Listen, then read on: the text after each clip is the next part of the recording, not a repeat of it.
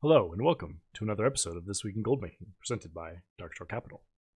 It's currently December 12th, 2018. Before we get into the show, I did want to make a brief apology for missing last week's episode.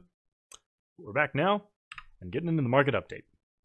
So a couple big things to notice here, both on the NA side. Number one, T-Boo's Blazing Longsword, the BFA version, has dropped about 50% just in pretty much the last day as I was looking at it on the charts. I'm not sure if this has anything to do with the 8.1 changes or simply just an anomaly in data collection, but there it is. I'm going to be very interested to see if that continues or if that was just a little glitch.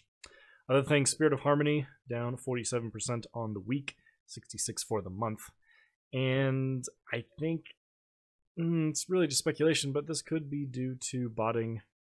Spirit of Harmony is one of those things that whenever people decide to illegally automate gathering in World of Warcraft, tends to decrease sharply in price. So that could be a possible explanation. Not quite sure. ATVI holding steady below 50 at the moment. The recovery has not started to happen yet. So the big news this week obviously is the release of the 8.1 patch. I just wanted to drop a couple highlights on here. Number one, the World Quest and missions now reward more gold. Not really sure how much more that is, or if it's really will be anything significant, anything like we saw with the WoD garrisons or the Antorus Legion mission table missions. That remains to be seen. New PvP brawl, Cooking Impossible. No real information was given about this PvP brawl in the patch notes, but a brawl involving cooking as a profession, potentially, could be a place for gold making. I'm very interested to see what this is going to be either way, since I've been doing quite a bit of PvP in my own time. We'll see. Look out for the enchanting new pet, Enchanted Tiki Mask, another pet for enchanting. Obviously that's going to be probably, well, I'm guessing it's going to be another good gold maker. The enchanting pets from last expansion were some pretty solid money makers. Professions related world quests now have a chance to reward Expulsum. Good. This should have been in the game from the beginning. And lastly, this has nothing to do with gold making, but I think it's probably the most underrated change from the patch. Pending summons now show on party/raid frames.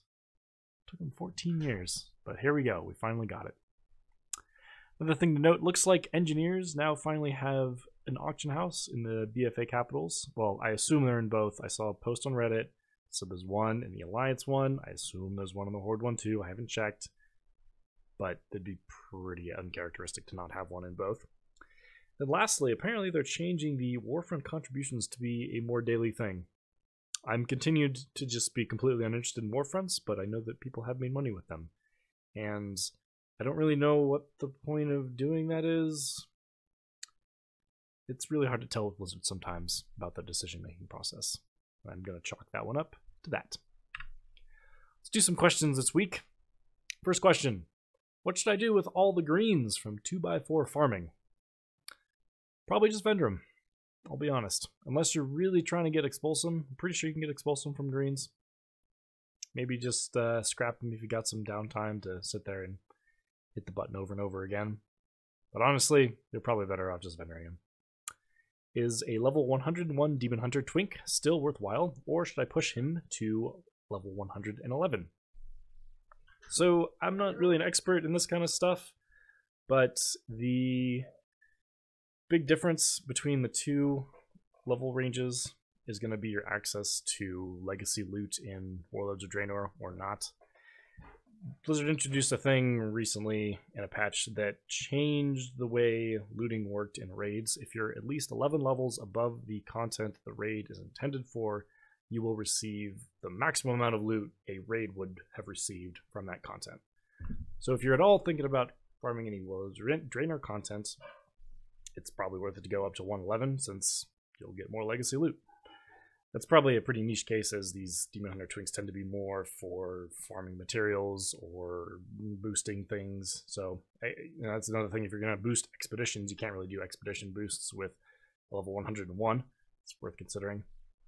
The only last thing, which I don't have really any knowledge about, is gear itself. I don't know if you can find more optimized gear at level 101 or level 111. that's something to consider as well. My guess is there's probably not a whole lot of difference, as you still have access to legendaries at both levels. Maybe the one thing on that note on legendaries, you won't have access to Legion World Quests at level 101, and you will at 111, which is probably the only really reliable way to get Waking Essence anymore. And it's very, very, very unlikely to receive a legendary just randomly when you're only level 101. Okay, let's move on to the next topic. There's way more than I would ever want to talk about twinking, because that's really not something I'm personally interested in. Third question, haven't sniped anything decent in weeks. You, question mark? I haven't sniped hardly anything in weeks. I've been really lazy on that and need to get back on the horse. I think it's running 2 WoW clients on my computer has been a little bit taxing as of late. I'm gonna have to look into that as a solution, or some solutions to that. And then lastly, how to post your transmogs. Well, first of all, make sure you're only posting ones that are really worthwhile, unless you're going for the bulk approach, right? There's kind of 2 schools of thought.